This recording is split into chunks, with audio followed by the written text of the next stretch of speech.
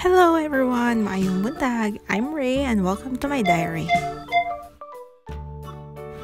So today's video, let's paint some loose and impressionistic watercolor sunflower.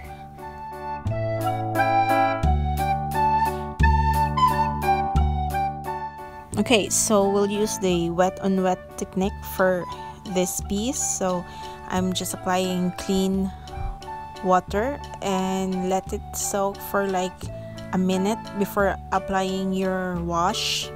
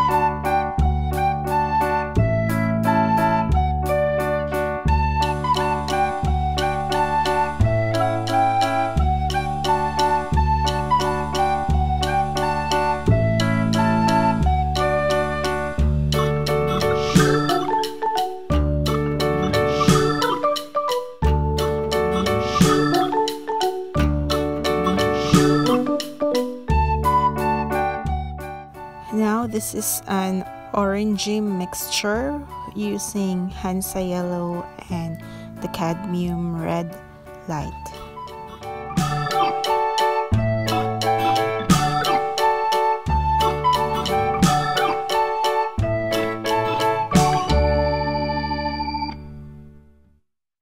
So I'm using two brushes.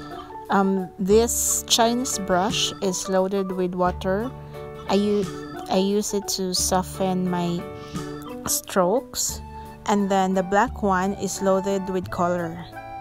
So duha ka brushes akong gigamit no kay para dili iga ni usik og paint kay pwede raman pud usara pero i-load gud mo sa color and then kinahanglan na kag water to soften the edges kay imuha na pud tong i-wash ang imuhang brush nga gigamit. So usik kayo ang color and then ighuman mo sa water kay magload na pud kag laing color. So sayang lang ba, so namo ko'y daghang brush, so wala nga magamit na lang kog lahi nga brush para sa water and lahi sad para sa color.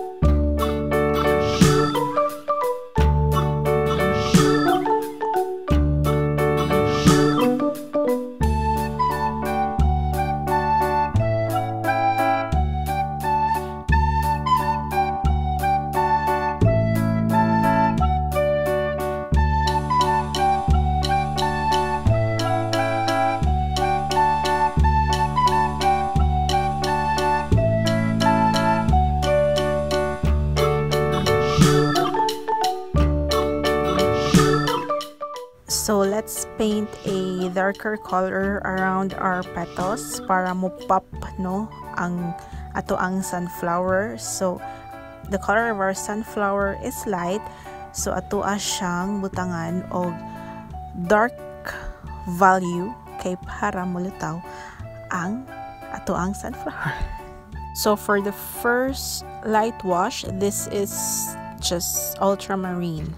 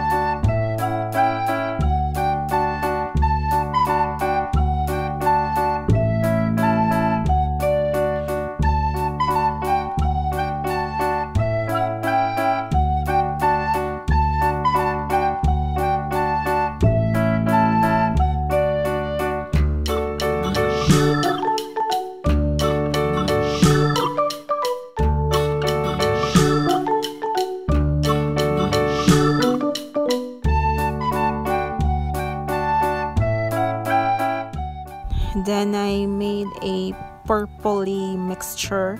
I added red to our ultramarine.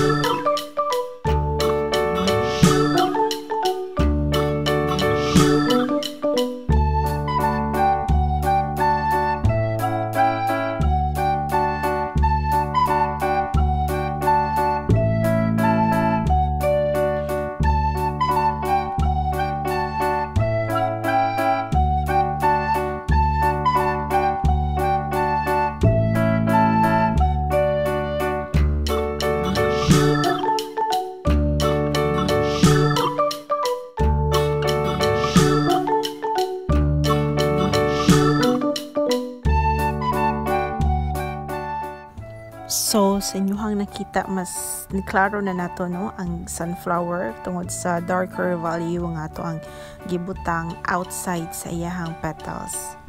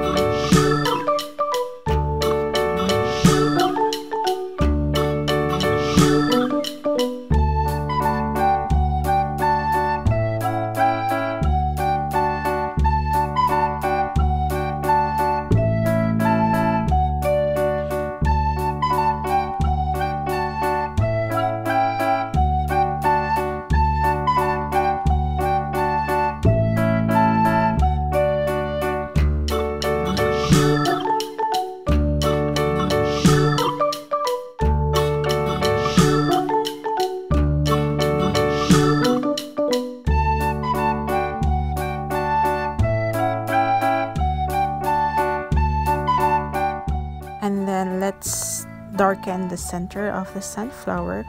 This is a mixture of burnt sienna, then ultramarine and red. So basically, kato ako ang darker nga mixture kani akong gibutang outside sa petals is ako mao pa akong gigamit sa center, pero ako alang gi punan og burnt sienna.